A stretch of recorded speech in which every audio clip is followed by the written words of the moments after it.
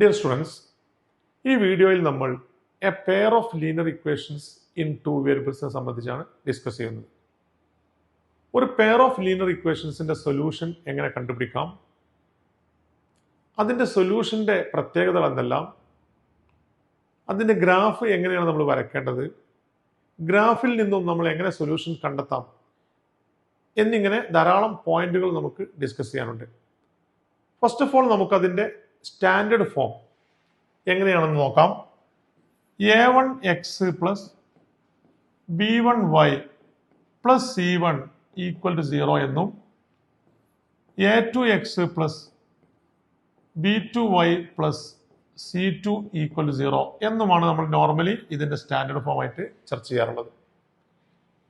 Example നമുക്ക് പറയാൻ പറ്റുകയാണെങ്കിൽ 2x plus 3y minus 4 equal to 0, x minus 2y plus 5 equal 0 എന്നിങ്ങനെ ഒരു പെയർ നമുക്ക് കൺസിഡർ ചെയ്യാം.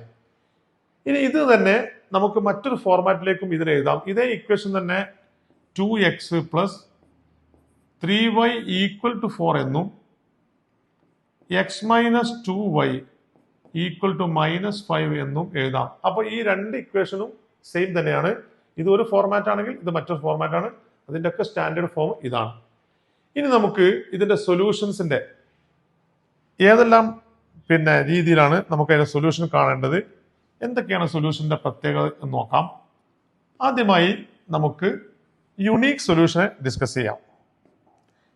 എന്താണ് യുണീക്ക് സൊല്യൂഷൻ എന്ന് പറഞ്ഞത്? ഒരു ഇക്വേഷന്, a pair of equation unique solution എന്ന് പറഞ്ഞു കഴിഞ്ഞാൽ ഒരു എക്സിന് ഒരു വാല്യൂ, വൈക്ക് ഒരു വാല്യൂ, ഈ രണ്ട് വാല്യൂസും രണ്ട് ഇക്വേഷനും സാറ്റിസ്ഫൈ ചെയ്യണം. ഞാനൊരു എക്സാമ്പിൾ പറയാം. X plus y equal to 5, x minus y equal to 1. ഒരു സിംഗിൾ ഇക്വേഷനെ സംബന്ധിച്ച് ഇൻഫിനിറ്റ് നമ്പർ ഓഫ് സൊല്യൂഷൻസ് ഉള്ളത് കൊണ്ട് പെയറിനെ സംബന്ധിച്ച് ഇൻഫിനിറ്റ് നമ്പർ ഓഫ് സൊല്യൂഷൻസ് ഉണ്ടാവണമെന്നില്ല. ഈ പെയറിൽ ഒരേ ഒരു സൊല്യൂഷൻ മാത്രമേ ഉള്ളൂ. അത് എക്സിന് ഒരു വാല്യൂ, വൈക്ക് ഒരു വാല്യൂ. നോക്കൂ, നമ്മളിവിടെ എക്സിന് നമ്മൾ 3 എന്ന് കൊടുക്കുന്നു, വൈക്ക് 2 എന്ന് കൊടുക്കുന്നു വിചാരിക്കോളൂ. അപ്പൊ 3യും 2യും ആഡ് ചെയ്താൽ നമുക്ക് 5 എന്ന് കിട്ടും.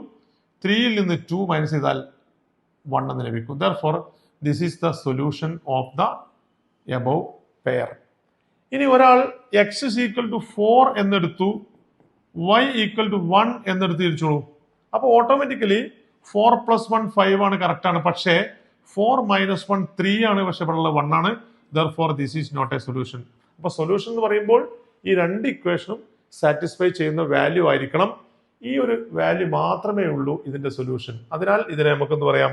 യുണീക്ക് സൊല്യൂഷൻ എന്ന് പറയാം. ഇനി യുണീക്ക് സൊല്യൂഷൻ എങ്ങനെയാണ് കണ്ടെത്തുക എന്നുള്ളതല്ലേ. നോക്കൂ, ഇതിന് യുണീക്ക് സൊല്യൂഷൻ ആണെന്നുള്ളത് എങ്ങനെ നോക്കാം നമുക്ക്. അത് നോക്കാനായിട്ട് ഇതിന്റെ സ്റ്റാൻഡേർഡ് ഫോം കൺസിഡർ ചെയ്തുകൊണ്ട് a1 equal to 1, b1 equal to 1, c1 equal to 5 എന്ന് നമുക്ക് ഇതിന്റെ കോഎഫിഷ്യൻസ് എഴുതാം. അതേപോലെ a2 equal to 1, b2 equal to minus 1, c2 equal to 1. ഇനി a1 by a2 not equal to b1 by b2 എന്നതാണ് unique സൊല്യൂഷന്റെ condition. ഇത് നമ്മൾ ശരിക്കും മനസ്സിലാക്കണം. യുണീക്ക് സൊല്യൂഷൻ ആണോ a1 by a2, b1 by b2 different ആയിരിക്കും. നിങ്ങൾ നോക്കൂ, ഇപ്പോൾ a1 ബൈ a2 എടുക്കുകയാണെങ്കിൽ 1 by 1 it is equal to 1, b1 by b2 എടുക്കുകയാണെങ്കിൽ equal to minus 1. They are not equal. അപ്പോൾ 1ഉം മൈനസ് 1ഉം ഈക്വൽ അല്ല. അതിനാൽ തന്നെ ഈ ഇക്വേഷന് യുണീക്ക് സൊല്യൂഷൻ ആണെന്ന് നമുക്ക് മനസ്സിലാക്കാം.